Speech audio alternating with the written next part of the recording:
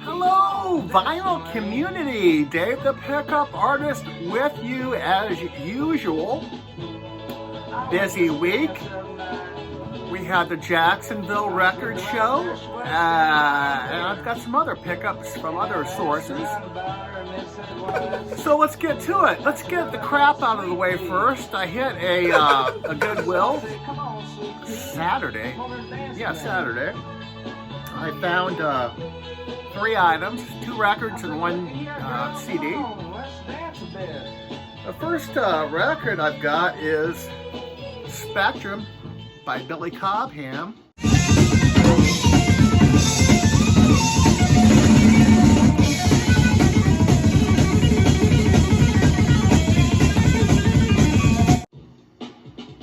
Billy was the drummer for the Mahavishnu Orchestra. And you gotta be good if you're in the Mahavishnu Orchestra. And also what's cool about this is we've got Tommy Bolin on guitar. How they hook up, who knows, but sounds great. Unfortunately, this is a G+, a little hissing, but when they get cooking, you can't hear it. So, yeah, these were all 3 of these were $1. Next one's very cool, and this one is in good condition. Getz and Gilberto, featuring Antonio Carlos Jobim. And this has even got a sticker on it. I can't identify the department store.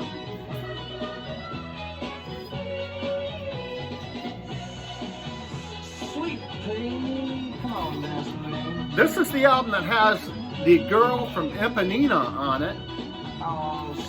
Sounds great. On Verve. Original insert also for $1. Can't beat it. Another cool thing, I was on my way out with those 2, and near the checkout there's where they have the DVDs and CDs, and I spotted this little gem. George Harrison and Friends concert from Bangladesh. This is an all-star cast. I had to re-educate myself on this scene. This is early 70s. And both CDs are intact, and we've got a very cool booklet that I read and refreshed myself on what this event was all about. Yeah, very cool. George Harrison, Ravi Shankar put it together. They were the brains behind it. Guests include Ringo Starr, Eric Clapton, Klaus Voormann, too many to mention. I believe we've got Billy Preston does a gospel number on this, so that's very cool. And of course, Bob Dylan. Bob Dylan was there also.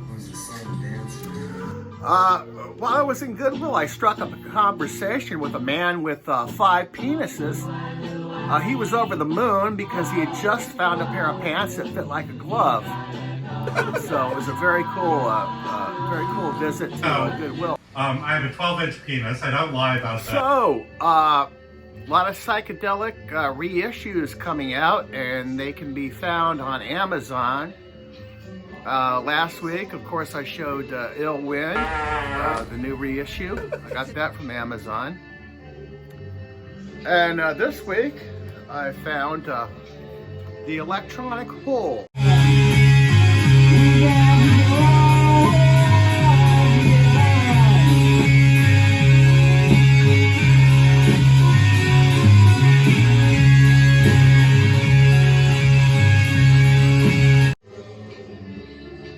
This is second in a trilogy of albums that were made by this band, I guess they were called Beat of the Beat of the Earth. Yeah, this is their second one. This just came out. Hasn't been reissued until recently. I think one of the reasons is because there's an unauthorized version of Frank Zappa's "Trouble Every Day."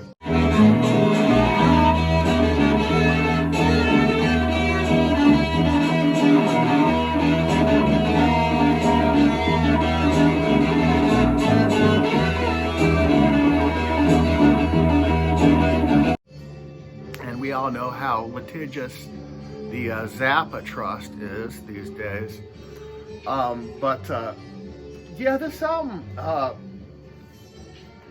it's a psychedelic curio. Now, their first album, The Beat of the Earth, came out in '67. This is 1970. And the band came together from this guy named Phil Perlman, who was he had a couple of Surf 45s in the mid '60s. In '67, he was living in a commune with others, and he taught some of these other commune members musical things, and they put together their first album called Beat of the Earth. I have it on CD.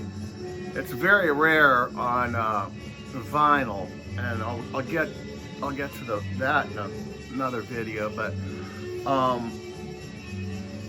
yeah, they put it out, and there was only 100 copies made. Then in '70, they cut another album called The Electronic Hole. In 1976, they released their third album called Relatively Clean Waters. And sometime after that, Perlman converted to Islam and kind of disappeared until 2006, when his son ended up on the FBI's most wanted list. He was one of the 10 most wanted jihadists, apparently. His name was Adam. I don't even know how to pronounce it, Islamic name. But yeah, I don't know whatever became of that. There's not a lot of information about this this group, or this guy anyway, but yeah, interesting album. Side 2 is definitely better. It's not an audiophile album by any stretch, but yeah, I'm glad to pick this up. I'm also looking for the other two. I think they're going to be probably, everything's getting reissued, so if you don't find the album you're looking for, eventually it will get reissued. But yeah, the record show, Saturday, the record show, had a great time. Got there, lots of familiar facelifts. I even spotted a couple of vinyl community celebrities.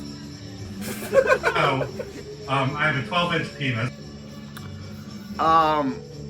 Yeah, I picked up a few things. Most of the stuff I found was around $4 or $5. You know, I had there was no pony up or anything. Just went and hung out and chin wagged with a couple of vendors. First one I picked up is Broken Barricades. Procol Harem. I love this album. Nice die cut with the band. They're now a 4-piece at this time. This was 1971 or 2. 71. On the back we've got, this guy is Keith Reed. He was their lyricist, and he was considered the 6th member of the band. On a lot of the photos, Procol Harem group photos, they include him. Another band that did that was King Crimson. Pete Sinfield was their lyricist.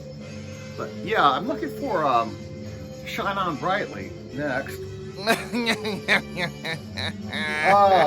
this one is one I've been looking for. Full Fill, Shakedown Street. The Grateful Dead's disco album? Yeah, I don't think so. I like this album. It gets a lot of flack, but I like their version of Good Loving. I like the title song, Shakedown Street. Fire on the Mountain, that was a concert staple. Stagger Lee was also a concert staple, but yeah, glad to add this one to the collection. Yeah. I need Terrapin Station. That's what I need. This one I had when I was younger. Glad to find it again. The Joe Perry Project.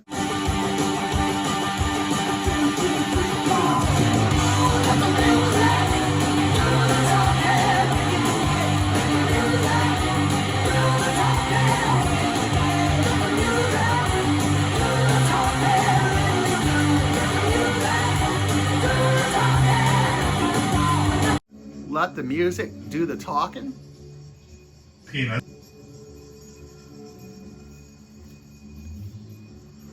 Joe Perry was a genius. Him and Steven Tyler were drug addicts. In the late 70s, they had a European tour, or European or Asian, I don't know.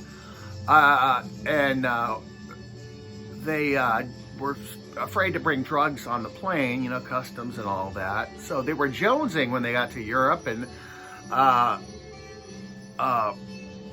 Perry had the idea that him and Steven, Steven Tyler told this story, and he had the idea that they should visit antique stores and buy all the hookahs, the old hookah pipes and stuff like that. So that's what they did. They bought all these old hookah pipes, took them back to the hotel, and painstakingly scraped all the heroin resin and all the opium resin out of all these hookah pipes, and they managed to get high. Very interesting. I have a 12-inch penis. I don't lie about that. The lengths that some people go to get a buzz. But yeah, that's a true story. Great album too. This is 1980, when he was kind of on the outs with Aerosmith. The band was good, the Joe Perry Project. This one is kind of a beater, but I didn't have this in my, actually did not have this in my collection, so I picked this up, the Soft Parade. I have it on CD, but yeah. I paid, this was like $3. The next one is Frank Zappa, Orchestral Favorites.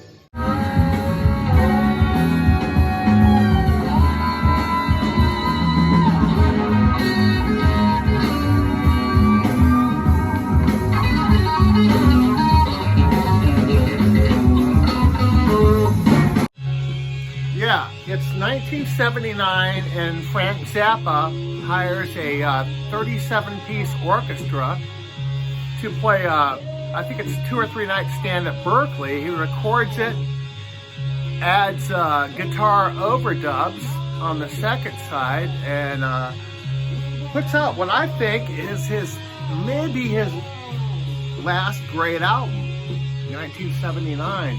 This one. I love this. Yeah.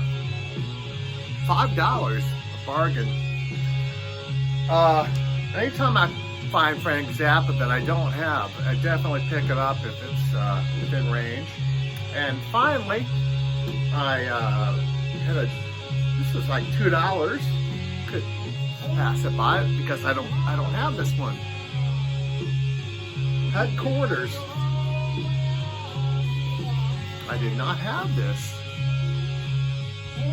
Great to find it. Yeah, had a lot of fun this week doing pickups, and looking forward to picking up more items next week. Take care, everybody.